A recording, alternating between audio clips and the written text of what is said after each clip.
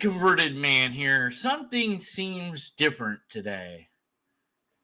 I don't know what it is. Let me know what it is if you figure out what's different today. Anyways, all that aside, this dude, what's his face?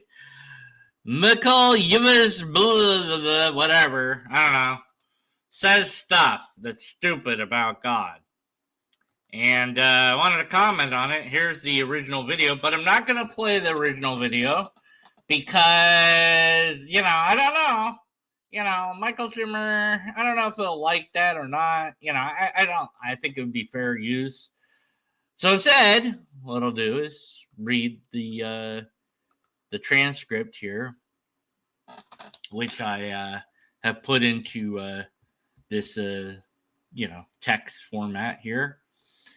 And, he talks about writing the book.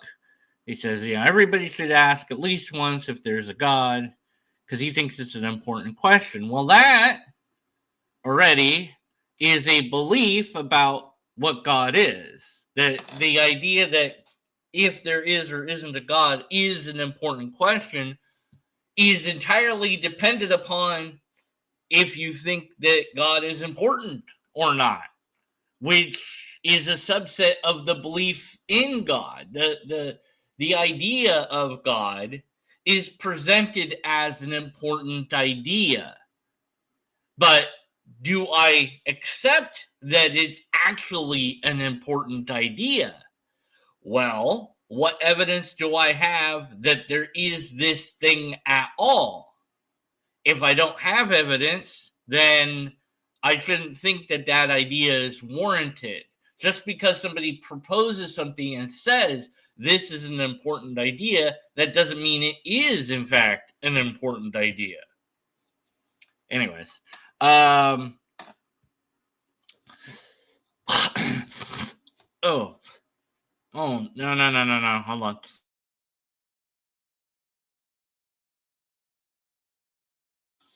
Okay. So he says, if God does not exist, appeal the consequence coming up here, we are just particles nicely arranged by chance and necessity. If God doesn't exist, then it's just that we're what we really are, which is particles arranged in due to, chance and necessity. I mean, if you can't, if it's necessity, then it's not chance, but, whatever. We're just matter. And if God does exist, we're just a spirit. We're just a soul. We're just made out of spirit stuff if God exists. I don't like that. Isn't that terrible? If we really are from a God, then we're artificially made. We're not made by nature. We're made by this thing. I don't like that. So it's not true. It's stupid. This appeal to consequence is just utterly dumb.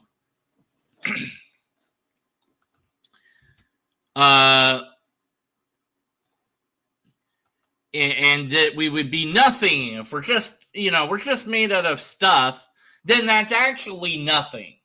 So we're made out of something, but that really doesn't mean anything because we're not any better than a mosquito. What? Who cares? It's so like, oh no, we're exactly like this other thing, which we aren't, but whatever, the mosquito dies, nobody cares. We die, nobody cares. It's all meaningless, We're not more by nature than a mosquito. Yeah, well, I mean, we are because we're different than a mosquito. We're not a mosquito. So that's a bad analogy. The question of the existence of God or nothing which were particles. When we die, the particles go back into the universe, and we're more than nothing. Oh no! When you die, that's it. Oh no! How terrible! But having a god, by the way, doesn't guarantee that you don't wind up as nothing. The Hindus, for example, well, they believe in reincarnation, but they also believe in nirvana. And nirvana is a state of nothingness that eventually you will become. But you have to do right deeds. So you don't want to reincarnate, actually. You want to live a life so well that you stop existing. You go into nirvana. You join the universe. And this is like bliss, state of bliss, even though there's nothing there, but whatever. So just positing a god doesn't give you an afterlife. So an afterlife could be fully separate from God, by the way. One could very well posit an afterlife without the need of any God at all. It's just a thing that is there. Why not? Yeah, why does there have to be a God to be an afterlife?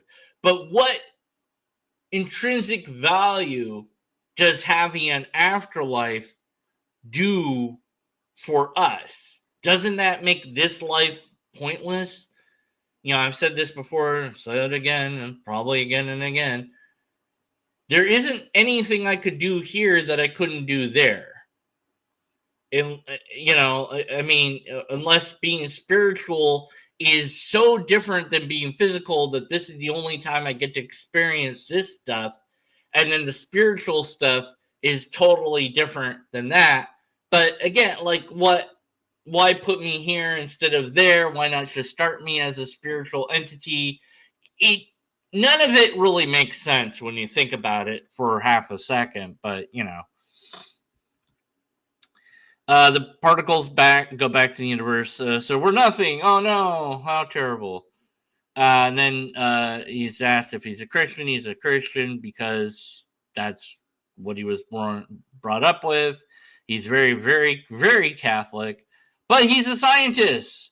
So he thought that he couldn't be a Christian because he's scientific, and so science does not,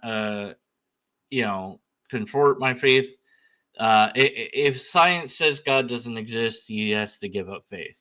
Well, that's cool, but science doesn't have anything really to say about God because God is, well, it depends on what God is. That's the problem. What science has been done on the God itself? And this is where the abstract parameters of what God is just allow you to say things about God that you cannot hope to verify or prove in any way, shape, or form. So if God is non-natural, then you can't use natural means to verify it. And so then you just say, well, yeah, of course we don't have science about God because it's not a natural thing. Yeah. But we have things that point to God, which doesn't really make sense, but okay. Yeah, so.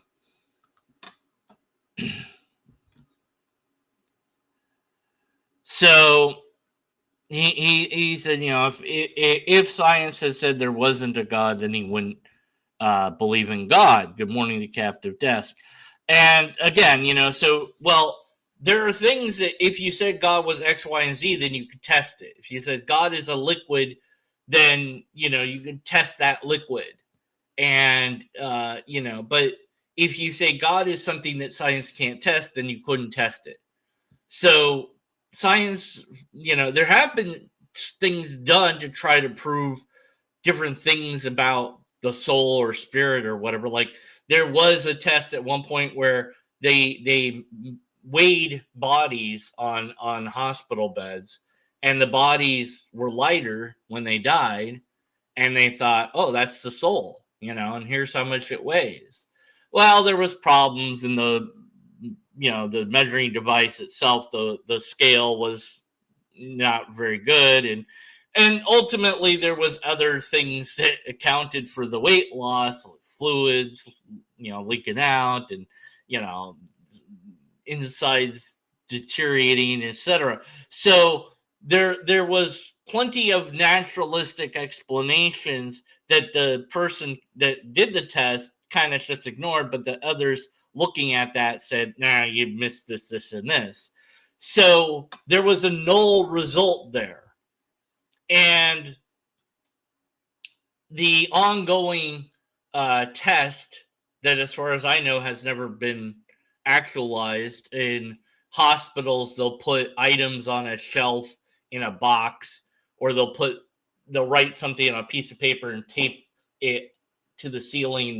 The written parts on is there. It's not here where you could read it. And the idea is, so if you have an out-of-body experience, you could look in the box, or you could look at the paper, and you could tell them what's in there. And nobody has done that. There was one story I read where the person supposedly said the serial numbers on a machine in the hospital, but there was zero verification that device was in the hospital, that it was in the, there was just nothing there to confirm that story was legitimate.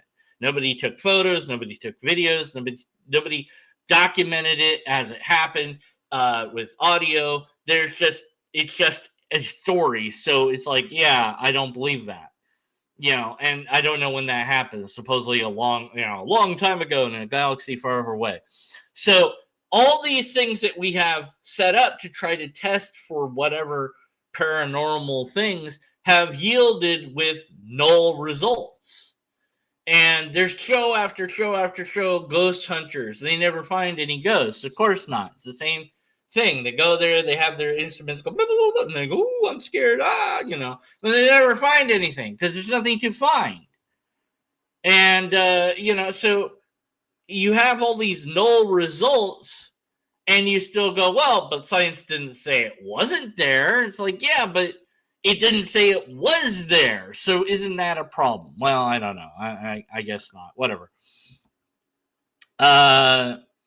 So he didn't want to, he thought that if science said there wasn't a God, he would stop believing. Well, that's nice. Okay.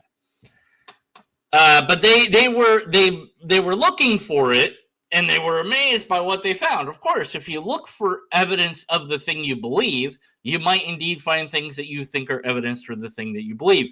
You are a scientist. You should be trying to disprove this, not prove it. So Michael says, what happens if somebody's not convinced? And, what could I convince you to not be a Christian? And he said, yeah, sure, you could, whatever. And he says, yeah, if somebody doesn't believe, whatever. It's not like absolute proof or whatever. And it's like, who said anything about, I don't understand that this comes up with theists from time to time, absolute proof. How about just, I don't know, proof of any sort, any evidence for the thing itself, not things that you think point to the thing. And he brought in the courtroom analogy. How many times have we seen this? So it's like, you have all this evidence you bring to court, and he's like, well, but, maybe you have fingerprints and blood, but DNA, but it's not absolute proof because it could be a hoax. And I'm like, what? But then you'd have to have proof that it was a hoax, so that this analogy fails there. But it's never absolute proof. No, if you have DNA of the person and it was collected at the scene, and there's no proof that it that it is fake, then no, you do have proof. So I don't know what he's going off of there. And of course, if you have evidence, so you pile up on a scale, you can reach conviction beyond reasonable doubts.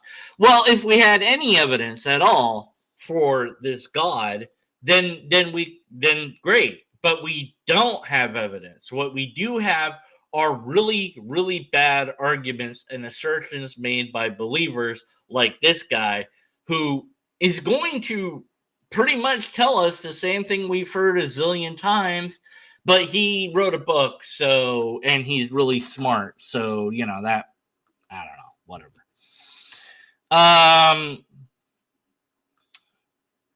We're bringing evidence, and there is a lot. There are so many evidence which are independent from one and other converging in many. Well, that's nice. What could you, I don't know, could you just tell me what the evidence is? And there's a lot of evidence.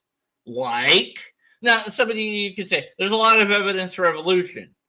That's true. Okay. How about an example? Fossils. Okay. Well, now maybe I have a question like, how are fossils evidence of evolution? And, and I can learn that and research it and find out why they're evidence, or DNA is evidence of evolution. Well, why? And there's an explanation of that. So if you're going to tell me what he's going to get into of the evidences, which why not save time and just say, for example, blah, blah, and blah. Well, because we have to say that there's a bunch of evidence because it sounds cooler if we say it first. We don't just go right into the evidence because we can't do that. So normal, rational people should have the conclusion that the most reasonable thing to believe is there is a creator God. I love that, don't you? The normal, rational people should have the conclusion that there's a God. So if you don't have that conclusion, you are not a normal, rational person. You are an abnormal person. You are not a rational person. So this is an extraordinary poisoning of the well. Unfortunately, Michael Schumer lets him get away with that. He does push back a little bit, but not as much as I would. But then again, if I was talking to this guy, I don't think he would last that long on my channel because I would have just shoot him out for all this nonsense. The question of the existence of God is a passionate question. Well, again, this wholly depends on what you frame God as. Not all God concepts are passionate God concepts. A universalistic God that allows everybody into a glorious paradise, no matter what, that was like, yeah, that's nice. That'd be cool if that existed. Neat. And all right. Or what about a God where everyone, all living beings, wind up in torment after death? Wow, that sucks. But that's the way it is. Well, I don't want that God to be true. So it's not true because I really don't want that God to be true. And that's a passionate position. It's not one based on logic. If you discovered that God was real, and also on top of that, that your ultimate destiny is eternal torment, that bleeping sucks, doesn't it? But you'd be like, well, that's the truth. I guess we got to figure out a way to kill God and get rid of this eternal torment somehow. We got to stop this. I don't know how, but we've got to fight against it and, wage some sort of war. But your passion about it is entirely dependent on what you think about God in the first place. So if you're a skeptic, you don't have a position about God. If you're skeptical about God, you don't have a position of God. If you don't believe in God, you're like, God, whatever. I don't know what God is. God is whatever you say. If you name your lobster God, then you have God. But what makes a thing God in the first place? I don't know. People say a lot of things about it, but it's like, well, why is that thing God? It's just that that's what they defined God as. The definition of God comes first. And so it is unlike other things that we have where the object came first and then we defined the object and named it. Instead, God is defined and there is no God to find. So it's completely backwards. I don't know. Here's an object. We can talk about it. We can describe it. We can see how it works and all that. And we can measure it and test it and, feel it and taste it and smell it and listen to it, whatever, we can shove it up our nose. Okay, whatever, I don't know. Oh, okay, got it out of my nose. Sorry about that. Anyways, but but God isn't like that object. So the definition of God, the idea of God, is presented by the person that is asserting God in the first place. I don't have a belief in God, so I don't do that. And of course, I have to cough because it's just how voices work, I guess. All right, so he says it's a passionate question, but it's also a scientific question. It's a question of reason, but it's also a passionate question. So make sure it's passionate. It's very passionate. Why is it a passionate question? Because everybody understands. Oh, well, everyone understands. I love that statement. This guy knows what everybody understands somehow. I don't know how he knows that, but he just does. He's a smart guy, so whatever.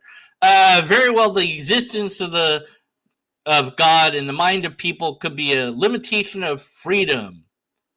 Ooh. Oh, if there's a God, then there's a limit. Oh, wait, I'm not showing the damn thing on the screen. Sorry. Everyone understands very well the existence of God could be a limitation of freedom. Really? Again, this is a you belief, not a me belief. I don't know if God existing would or wouldn't limit my freedom. I don't know why it would. You're claiming that it would, and that's supposed to produce in me this passion, this emotional response, but it doesn't. I was threatened with hellfire not that long ago, and somebody tagged me in a video that was AI generated, and it was about hell and how you're going to hell, and I'm like, why are you tagging me? And the guy couldn't respond. It was just like, he was like, blah, blah, blah, and all this just nonsense. And I'm like, I said, hell doesn't exist. He's like, prove it. So I did. I was like, here's all the stuff that proves it. He's like, oh, you just copy and pasted that. I'm like, yeah, it's on the internet. You can find it. It's not that hard. But you don't care about the actual history of hell. You just don't. So it's not real. And he's like, well, then Jesus is a liar. I'm like, I guess so. If Jesus said there's a hell, there isn't. So, where does Jesus say there's hell? He doesn't really. So he just didn't have any coherence. And the idea of hell didn't scare me. Didn't I was like, whatever. I don't believe in that. So it wasn't a passion thing at all. Anyways, limitation of freedom. No, again, don't you have free will? If there's a God, aren't you allowed to do whatever you want? So this is all a belief about God that I don't have. Could also be a judgment, a moral judgment. Many people do not want to have a moral judgment. So how many times have we heard this? I don't know, lots, So you don't believe in God because you don't want to be judged on your morals. That's why you don't believe in God. Aren't I so smart? I know the real reason you don't believe is not because of evidence. There's plenty of evidence. Here's God right here, but you don't believe in it because if there's a God, then you can't, you can't sin. You can't do the bad things. You can't.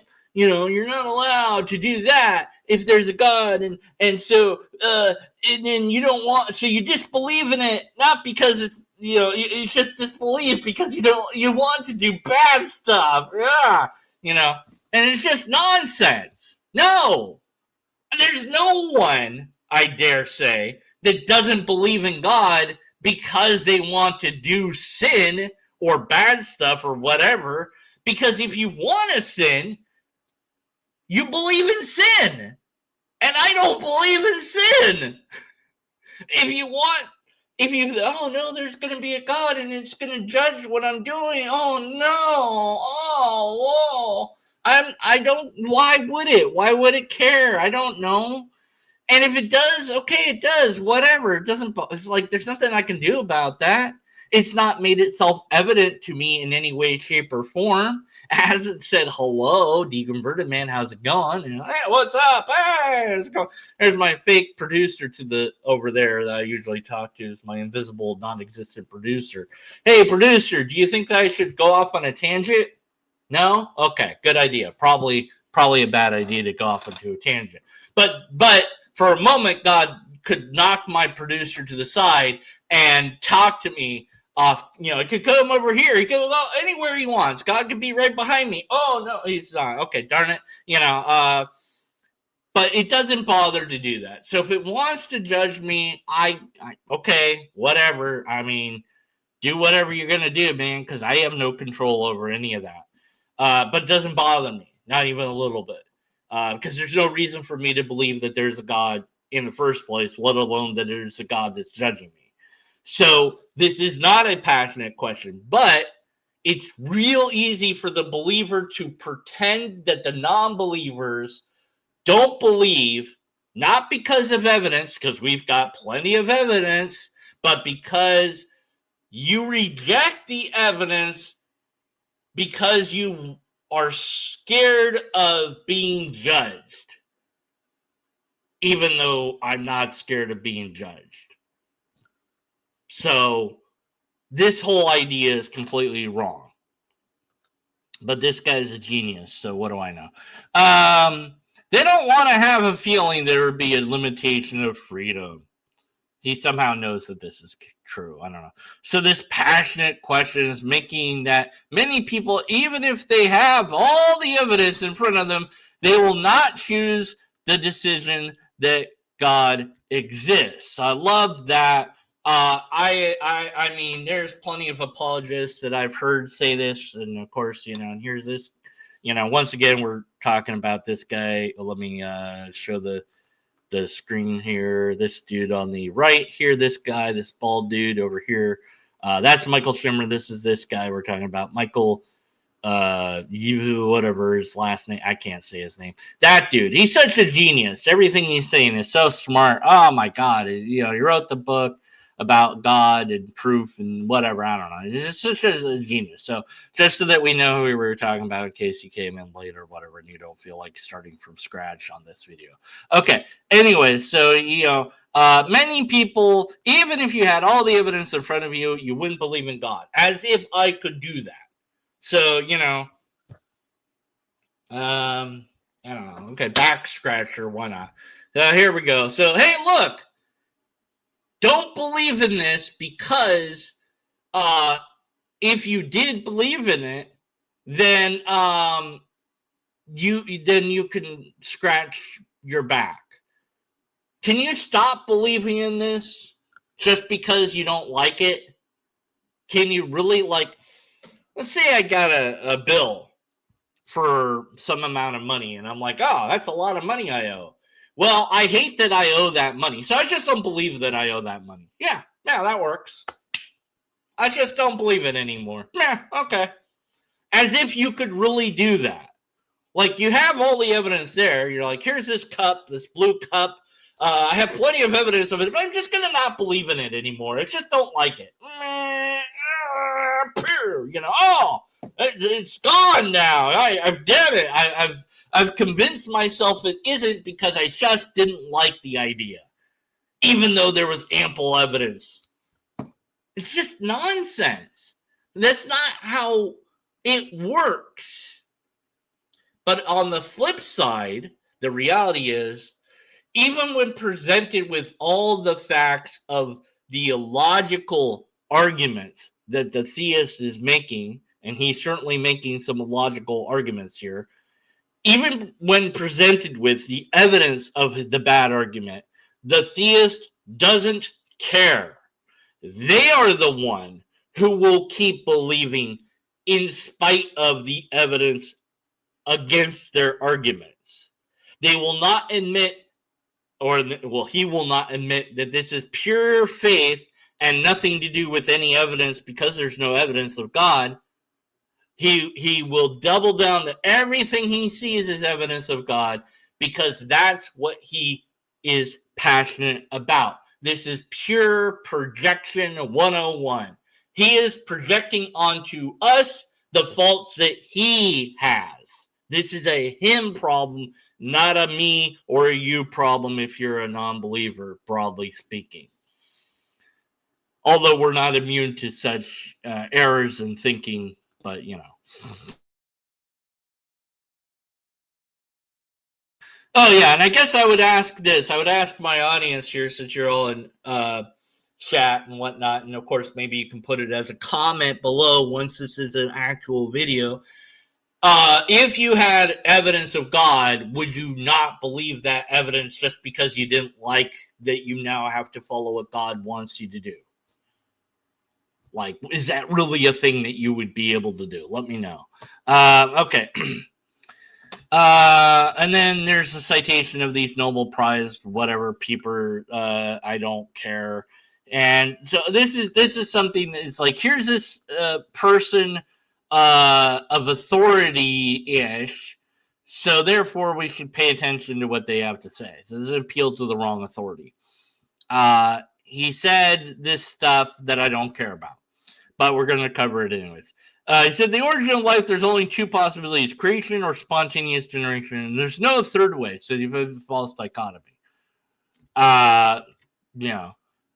And we all agree spontaneous generation was disproved, so that means that's supernatural. Oh, that's yeah. So, but nobody says spontaneous generation.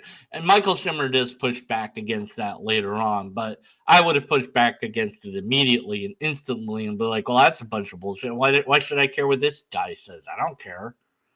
You know, like, oh, but he actually does push back on this a little bit later. But at any rate, just who cares what this I don't care how smart somebody is and what they said. I only care what the truth is.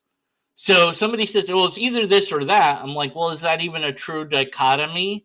Because it can only be this or that. It can be natural or supernatural. Well, wait a minute. Couldn't it be some other option?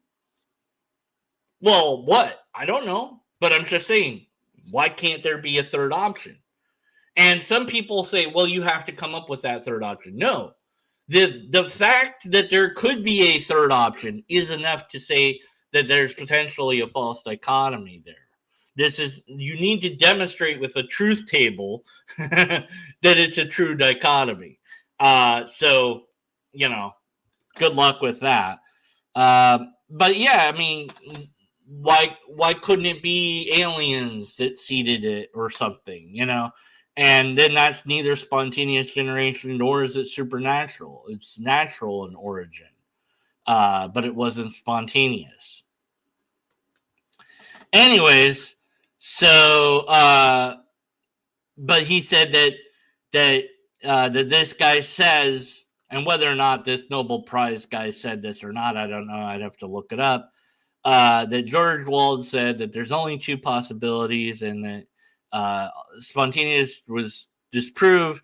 But the other conclusion is a supernatural creation. I can't accept that on philosophical grounds. Therefore, I choose to believe the possibility that life arose spontaneously by chance. Well, did he actually say that? I don't know. I mean, we'd have to look up this guy just to double check what he said. But I don't care, even if it is what he said. But it doesn't matter to me.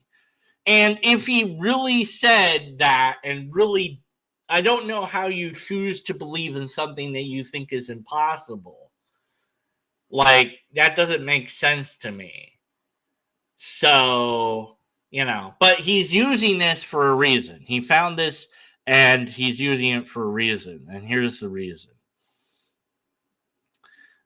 This is interesting because he's a very frank man. He says something very simple. Yes, we have evidence of God, but I don't want God in my life because philosophically I don't want that. So I've decided I'll believe in something which I know is impossible.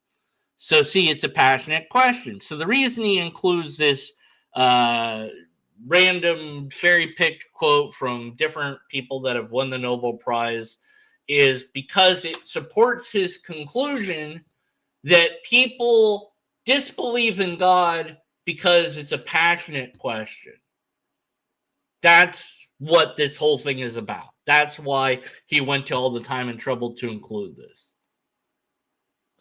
That's it. There you go. That's the reason. Hey, this guy, hey, Abraham Lincoln said, whatever, and that thing supports my idea. So then, there you go. I mean, I love Abraham Lincoln, so.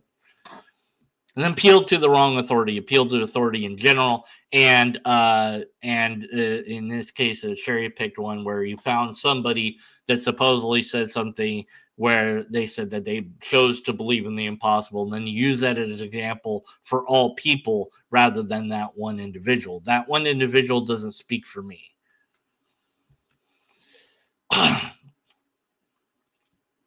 Another example is the question of God and Martians. The existence of God and the question of Martians is the same question. Yeah, this is the brilliance of this guy. Martians, yeah, Martians. Do Martians exist? And that's the same question as does God exist? Really? Okay. Whatever. Well, no, Martians don't exist, so I guess then God doesn't exist. Oh, that was very simple.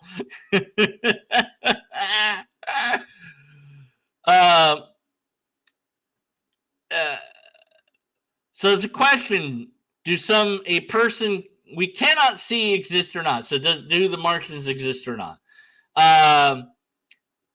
Nobody will fight for Martians existing or not existing. Well, again, this is kind of a broad statement to make. I suspect that he's kind of right, that the majority of humans don't give two bleeps about whether or not Martians exist. But if you look into some alien conspiracy group, you will probably find somebody that really, really, really, really desperately believes that Martians are really real. And that person would argue vehemently that, of course, Martians are real, and it would really matter to them. So now, with this counterexample in mind, we have at least one dude or gal or whatever that says, oh, no, there's really are Martians, and here's all the evidence, and here's all the thing, blah, blah, blah, blah. And it's like, it's all nonsense, but they're trying to defend the idea. And you go, and you go, well, but where's the proof? And they go, oh, and it's all, you could have the proof, the government's concealing it, all this stuff, right? And they're very passionate about it.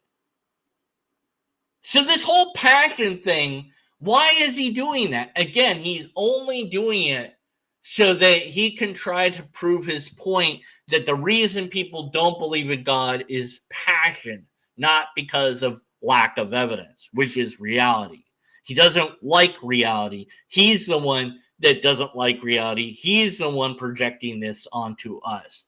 But no, except for that one person that cares about Martians existing, you're not going to find that many people that really care about that question. But you can find someone. So that means your idea here is false in some way, and that would be then a half-truth, which is a logical fallacy. We're smiling, we're sending rockets into the space, we're listening, we're spending lots of money, and everybody says if Martian exists, we're happy, it's good fun, and if they don't exist, it's too bad. Yeah, I mean, if we found life somewhere else, that would be pretty amazing. And it would change how we think about things. But it depends what kind of life we find. If we find just bacteria, that'll be interesting. It will make the news. It'll be exciting.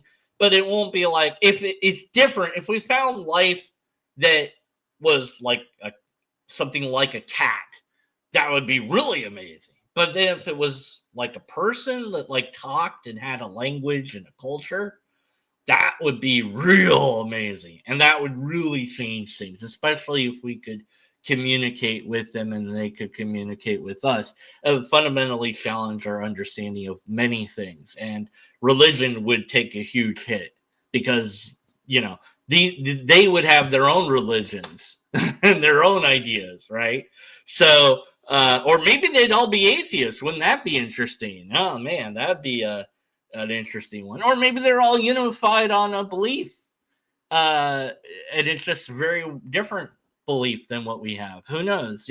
But yeah, some people would be really excited. But I'll tell you what, and here's the reality of that is there would be people that, despite the evidence that those aliens existed, would refuse to believe that evidence because people are really weird and wild and wacky. They would say, oh, it's a conspiracy by the government to control us, or it's demons posing as aliens or whatever, because they don't want to just accept the evidence. I would just accept the evidence. I'd be like, oh, that's cool. That's pretty cool. I'd make videos about it. We'd talk about it. Anyways. But when it's God, it's, there's tension because it's passionate. And Michael Schumer pushes back and says, who cares what Nobel Prize winners say, basically? And I'm like, yeah, I don't. Who cares? And he said that, spontaneous generation, nobody says that. So, we have all these ideas about where life came from, but, so it seems like a God of the gaps argument, which it's absolutely would be. And he said, in your choice between God or material, well, how about we don't know? Michael Schumer presents that. Why not just say we don't know? And he said, and the guy says, well, yeah, for the Nobel Prize stuff, yeah, sure. It doesn't really matter that they happen to have a Nobel Prize or whatever. But, it's interesting to citation them because it's just interesting to cite the Nobel Prize winner. It's just really interesting what they have to say. Whatever. I don't know. I mean, you could cite a gold medalist in the Olympics, for all I care. It doesn't... But you're doing this for a reason. You're trying to give an authority. That's why you chose that. They're interesting people. I mean, that's subjective. And then the second thing, the question of the apparition of life for an inanimate matter is interesting because Darwin used to say blah, blah, whatever, and who cares? I don't know. So he talks about in the United States, there were laboratories working on primordial soup, and then they gave up on that, blah, blah, blah. Okay, so that didn't really address Michael Schumer's question, which was, why not just say we don't know? He didn't really address that question. Rather, he sidesteps it in full and just talks about how we gave up on whatever theories that we had. And talks about how complex the cell is, and it's so incredible, and so the gap between inner matter and life has increased, so therefore the gap is bigger, so we can put God in there. That's nice.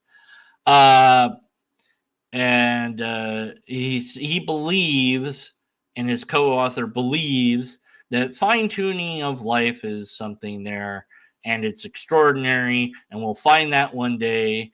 And, we already found fine-tuning for cosmology, and so we'll probably find the reason for fine-tuning of apparition life as something he believes. Well, that's nice. It's nice to have beliefs. Isn't it? Pat you on the head. That's nice. How about some actual fucking evidence? That would be good. I would like evidence, please. No, you're a scientist, remember? So you have whatever belief you have, but what about the science? And you're not a scientist in the field of abiogenesis. So what the bleep do you know? Anyways, whatever,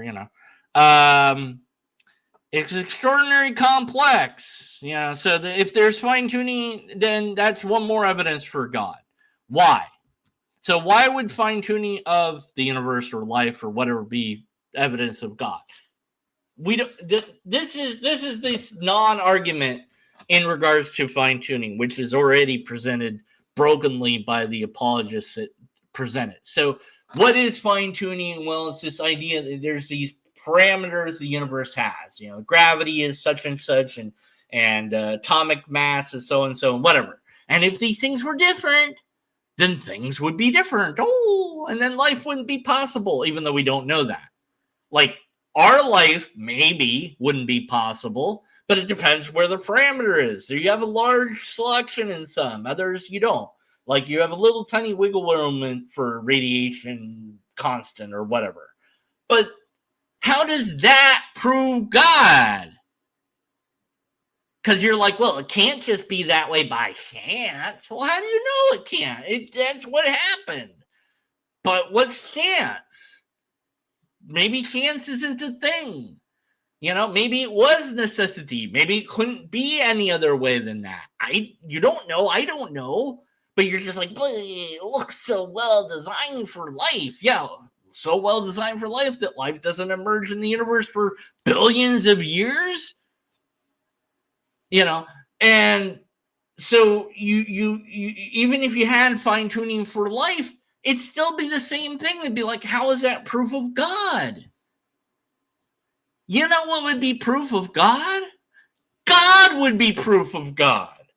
And it's just, you go, well, how else do I explain the fine tuning other than God? It's an appeal to ignorance. It's an appeal to personal credulity. I don't know. It's got to be God because, that's all I can figure out. And one day we'll just find that to be true, and then it'll just be more proof for God. Yeah, that's nice. Yeah. And then Michael wants to know how the deity interacts with our universe. And he says, no, it's not like that. He says that the deity set up all the laws of the universe to unwind in the way they did. So he just has this wacky ass belief that, God wound the universe up and let it go. But ultimately, and Michael again pushes on him to try to find out how does God do it. And he admits that he doesn't know how God did it. And we'll end there because I that's all I wanted to cover. So the interesting thing to me is he is willing to admit that he doesn't know how God did X, Y, and Z. And I kind of go back to Carl Sagan's quote, the end of Cosmos series, where it's like, why not save a step and just say you don't know in regards to universe? Maybe it's supernatural, maybe it's natural, maybe it's some other thing that we haven't even considered or thought of or come up with. Who knows? Why not just say I don't know and be okay with not knowing? Well, I think I would take this guy's words and I'd use it against him. It's a passionate position you hold. You have the passion that God exists. I don't. I have no passion one way or the other. If God exists, cool, great, wonderful. But I need the empirical evidence of God itself. I need the repeatable test for God itself. I need the sound argument for the God itself. Not for things that you think point at God or suggest or hint at God, but the thing God itself, the phenomenon God. But nobody can present that because as far as I can tell, God is a concept we invented as humans, and it's evolved throughout time with us. And maybe we couldn't help but invent it because of the way that we evolved, whatever, it doesn't matter. We made it up. As far as I can tell, that's what God is. Now, if God's anything other than that, there's no reason to believe in that I know of. At least logically speaking. Poetically speaking, sure. But that's not science then. And this guy is all about science, supposedly. But he stops using science and uses bad arguments. The existence of some Martians limit my freedom. Right, yeah, fuck those Martians, man. If Martians exist, then they really they'll kill you, man, if you don't say that lobsters are amazing once a month. I know. Now that you know that, you didn't know that before, so they held back from killing you. But now that I've told you this is true, from now on, if you don't say lobster once a month, the Martians will come down and shoot you. That's going to happen. So you better say lobster once a month. Oh, no, it's a passionate thing. Or maybe I just said that, and there's nothing to back it up, and there's no reason you should think it's true. But just in case, you might want to say lobster at least once a month, just in case. It's not going to hurt you to do it. Anyways, when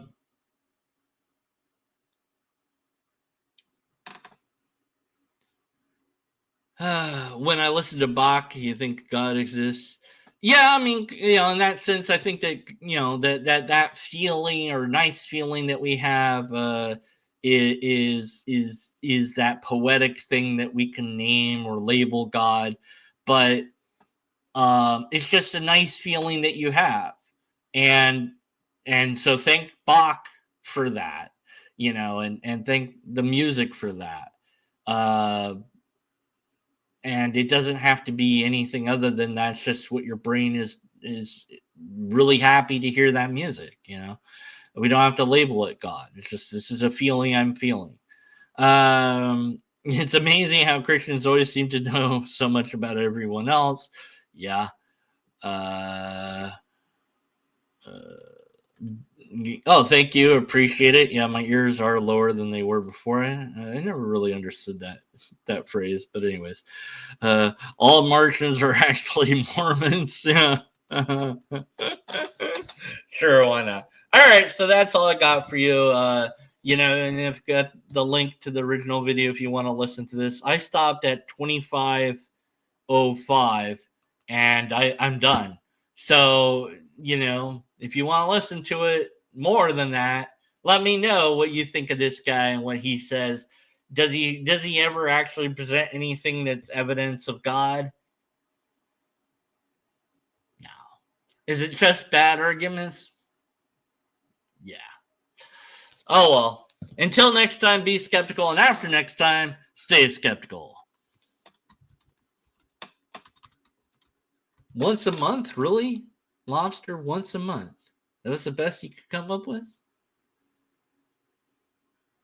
Oh, right. Talk to you later. Invisible producer that doesn't really exist.